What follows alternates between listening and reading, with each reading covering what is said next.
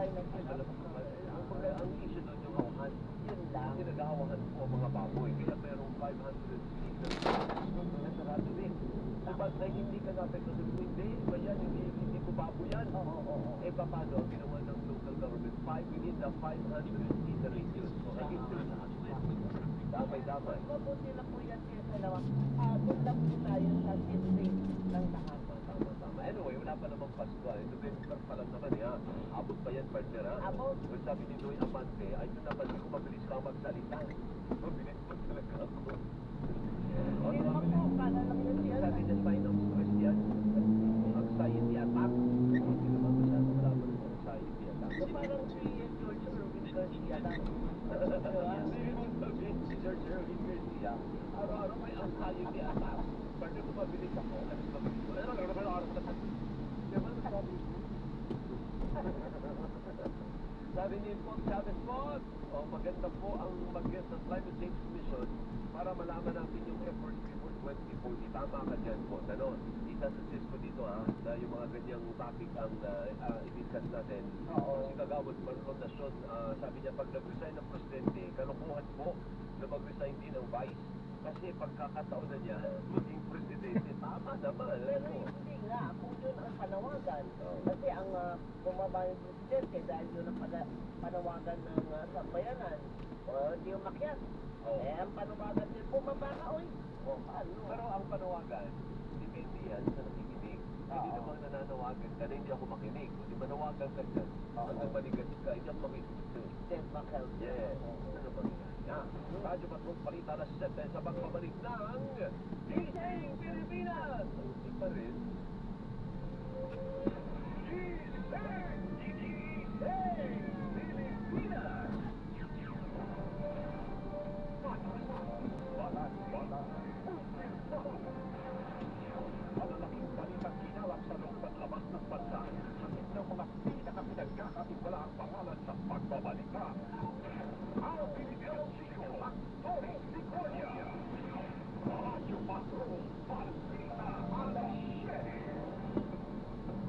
Dating Congressman Saldi Ko kinasuhan sa Manumalyang Flood Control Project, CWS Party List Representative Edwin Cardiola, itinawid naman sa katiwalian ng DPWH.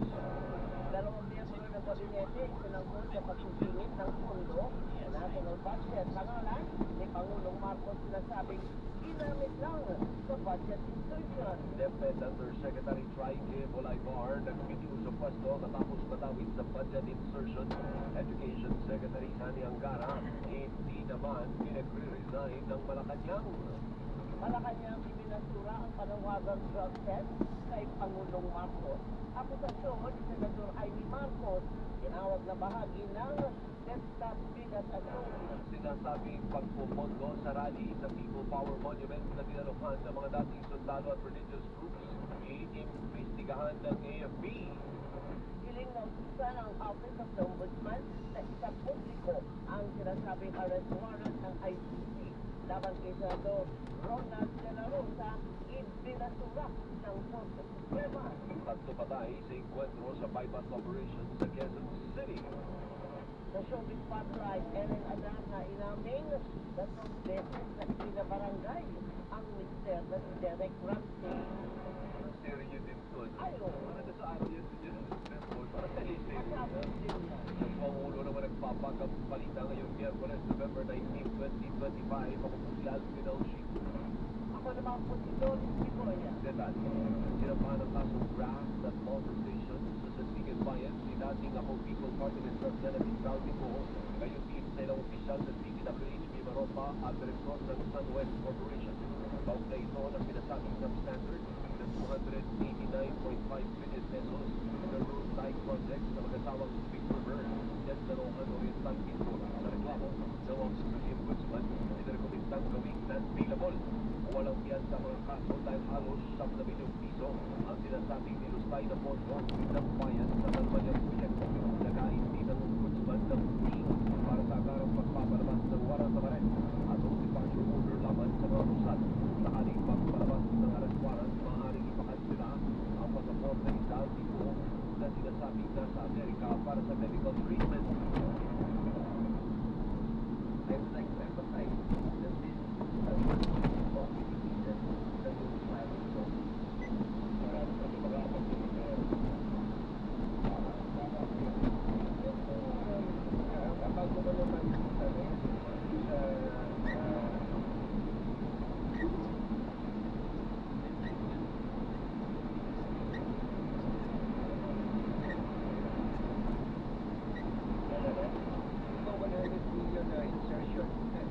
element po ba yan? O ano ba may binito si Presidente? Ganito, yung kahit ano, yung sa 100 billion na ito, yung kinagtanan ko sa pag-aaral ko, meron kasing malaki natin ito kasi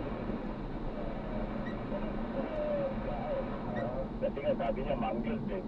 Hindi niya na makilala. Nagdito siya ng 134 billion. Sinagdamin yung mga featured items. Merong tatlo po na nakalista kasama sa 100 billion na sinasabi ni Sabi ko. Tatlong items yun, ang total nun, 1.150 billion.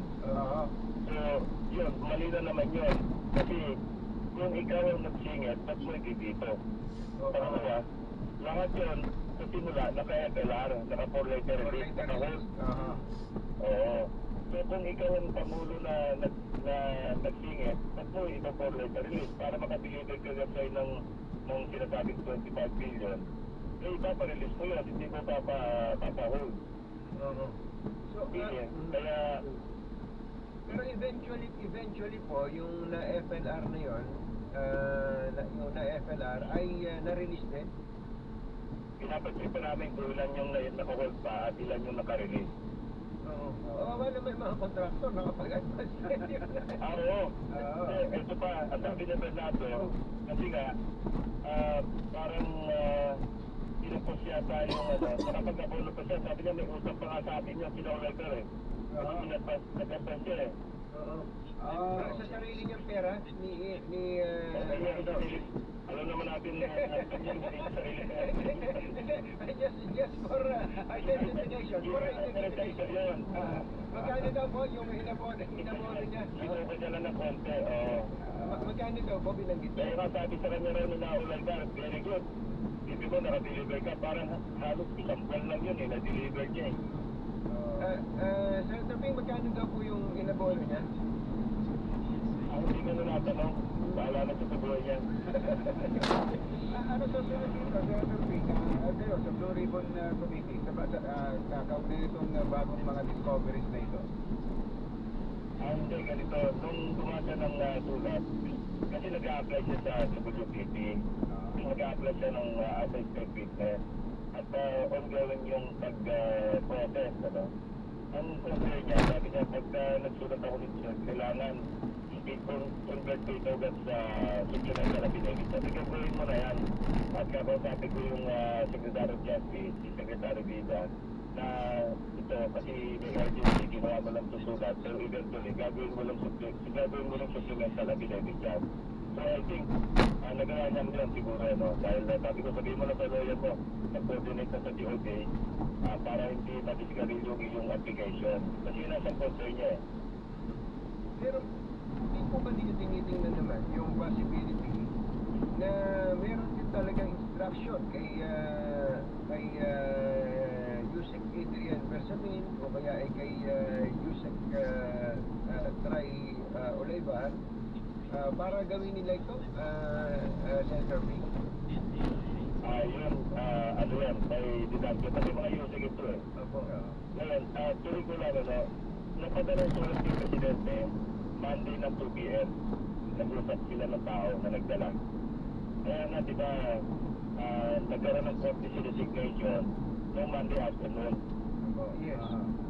Ngayon, alam mo, sa babae ito ni Panguso, courtesy resignation, pero noong tanghali na yun, nandun si Secretary Pangandaman sa Senado, kasi nga, DBCC, yung General Principles, may interpellation kami sa plenaryo.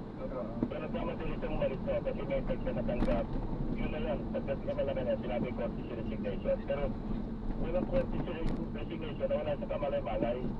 So, in other words, they were asked to resign. Alam mo, I could have suggested, I think, nabanggit ko doon sa tao na magdadala. Sabi ko, siguro maganda gawin ng Presidente para talagang naipakita na talagang wala siyang alam dito. At saka dapat mag-aalis talaga siya. Eh, tanggalin niya, tapos ma-imbisigan niya.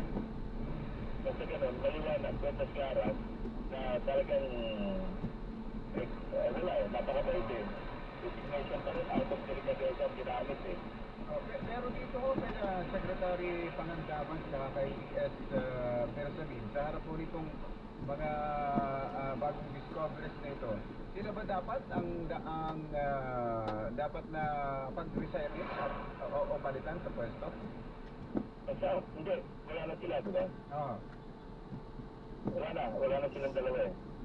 Opo, pero yun nga eh, sabi nyo hindi naman ito pwede sila hindi pinag-resign. Sa statement ni Bernardo, kasi tawag si Buluan kay ES Bersamin. Sino bang, paano ba itong 52 billion? Paano ba papacilitate? Siyempre, kailangan i-release eh. Siyempre, hindi na kami natahala dyan. We'll take care of it. So, nabanggit din si ES Bersamin ni Bernardo sa usapan nila ni Olaybar.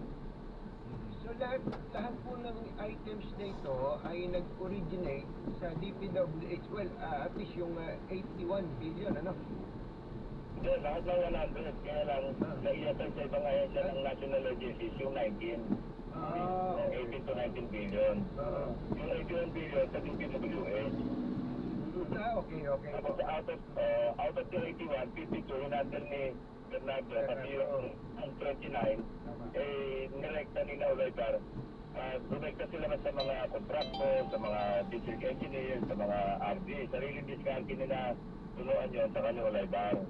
Kaya nga ayaw pa sabi ni Olaybar kay Bernardo, huwag mo sabihin kay Sectoloan. Kasi malalaman na pero pa palang 29 billion, kasama ka pa sa Meron po bang pagkakataon na pinictura ni Yusek Bernardo yung mga pera na yan? Alam mo, pag nagkakaroon sir, dami ng niya, nang naitago niya, siyempre hindi niya pag may lumalabas sa ganyan mga intervening events, doon niya naalala, tapos at then nakita niyo yung listahan na yan. Saka lang niya naaalala. Sa dami. Yun. Kinumpir niya ngayon. Sayang, napuputol no? Napuputol tayo. Pero sana makabalik kay Senator. Dun sana sa paano tayo makakatiyak na sasabihin talaga lahat ngayon ni Bernardo. Tama. Na hindi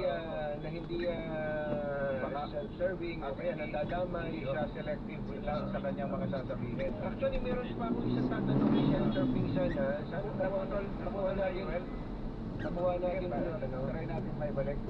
Ayan.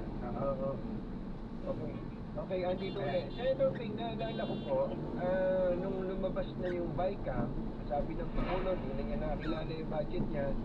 So, mga bandang December last year, kung binuo pa yung grupo na yun andyan si E.S. Bersamin, andyan si yung mga Secretary Recto, sila Secretary Pasukat, at kung ano pa.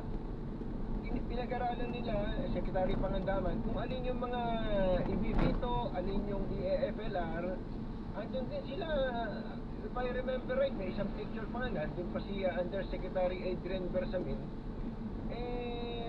yung mga binito, tapos yung FLR, kasama lahat ng mga in-insert na iyon, andun sila lahat.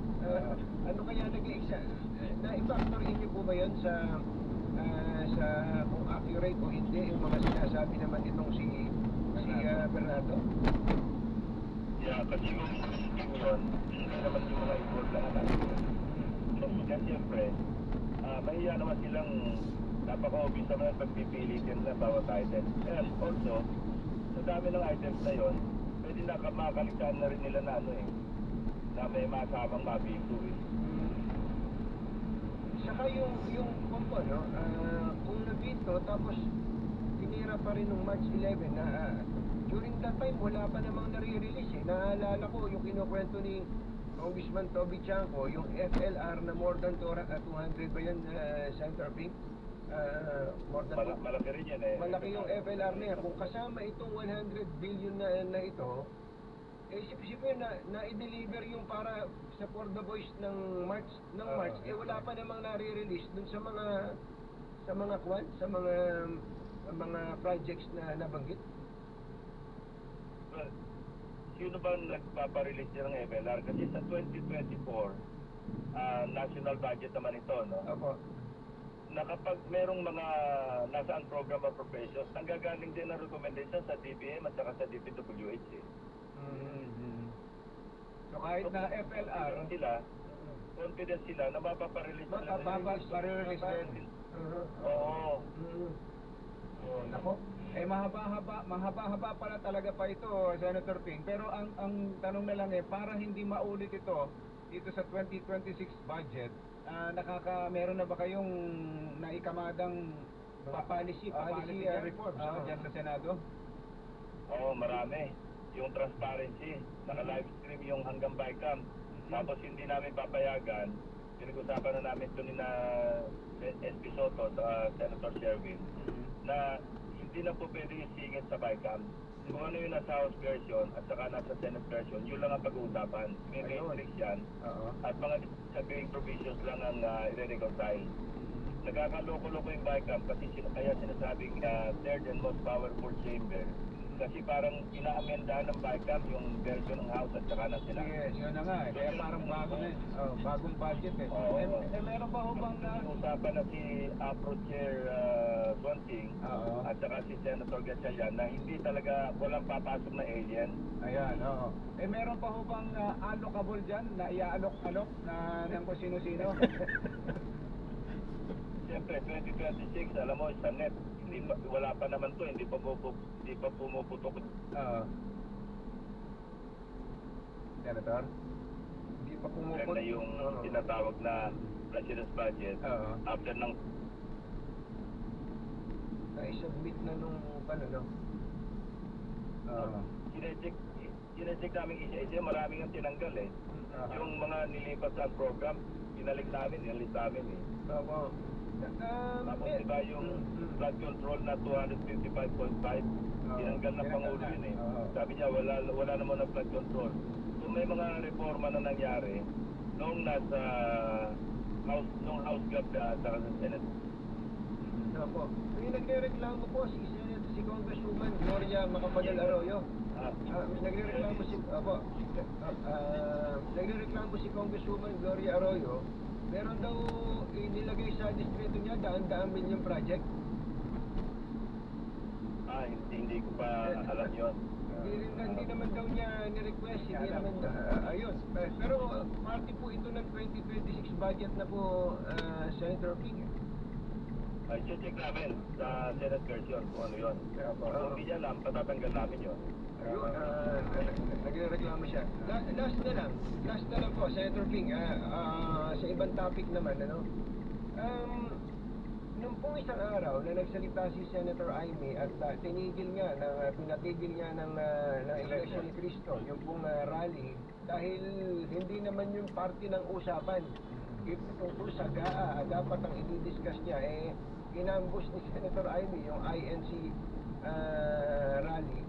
Tingin niyo po ba, at kayo naman may mga access po rin sa Intel community, yung bang ginawa ni Senator Amy na yan, meron bang kasunod na hakbang sana to oust the President? Well, obvious naman ang motibo, politika eh. Kasi sunod-sunod yan eh, lumabas si Saltico. Tapos sina Mike Defensor nagsasalita ng kung ano-ano na binugbog yung isang aide ni Saltico. Puro kababalagan. They really don't care at all. Kung alam nilang kasinungalingan na sinasabi, baka makapag-destabilize. Obvious eh, sunod-sunod yung yung mga events eh. Kung ako yung mag-a-analyze, talaga orchestrated, saka calibrated eh. So in other words, nung oras na yon, when she was speaking before a mammoth crowd, meron po ba talagang at that moment meron bang plano talagang pagmarcha na sa Malacanang kundi lang pinull out ng Iglesia ni Cristo yung rally? mga kapatid? Hindi, mabuti nga ang ginawa ng pamunuan ng INC, di ba? Opo. Hindi nila pinapapasok yung may mga BBM resign. Oo. Kaya ang ginawa nga ni From the very Senator Ivy, beginning, basta talaga. siya sabing BBM resign, sinasabi niya, umuwi na tayo. Yun din yun eh. Oo. Ano ba sinabing pag umuwi na, pinauwi niya na, sige, resign niya. So, siguro, nabasa rin ang pamunuan ng Iglesia ni Cristo na although nakakubli doon sa salitang umuwi ka na, umuwi na tayo, eh BBM resign din yun eh. Kaya siguro yun ang naging dahilan din kung bakit napaagang pagka-pull out, di ba? Tapos 3 araw. Oo. Ano Kaya mas alam nyo yun, kasi alam nyo naman nangyayari sa loob sa inyo eh. si Salvi ko ho, anong info ninyo, ay intel ninyo, Senator Ping? Na nasa kabilang, may mga chismis kasi na ito eh, naabot na ng DDS. May balita pa nga, nababalik eh. Oo.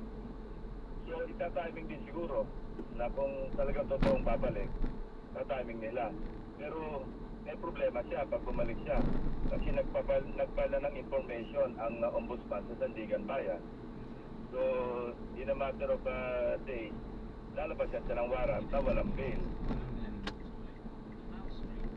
Hindi na siya uuwi ngayon kasi pag umuwi siya, bilibid na, hindi pa pala bilibid, city jail na siya. Senator Ping, salamat po sa inyo. Yung boses nyo nga pala noong isang araw, akala ko magsalabat kayo, magsalabat na ng marami. Oo nga, hindi, natakot-takot na sa labat na yun. Opo, Senator Ping, thank you so much. Magandang umaga po. Thank you. Senator Ping Ingat po. Lacson, Chairman, Senate God bless Review po. Committee.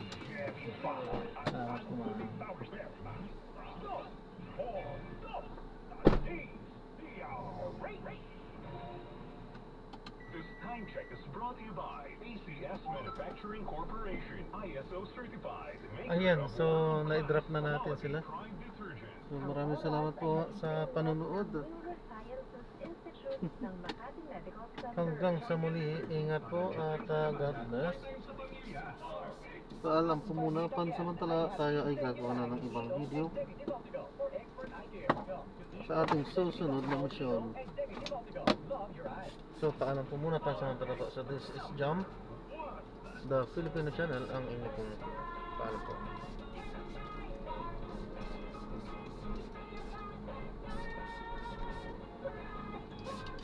Powerful, significant enzymes. Malapit matagal.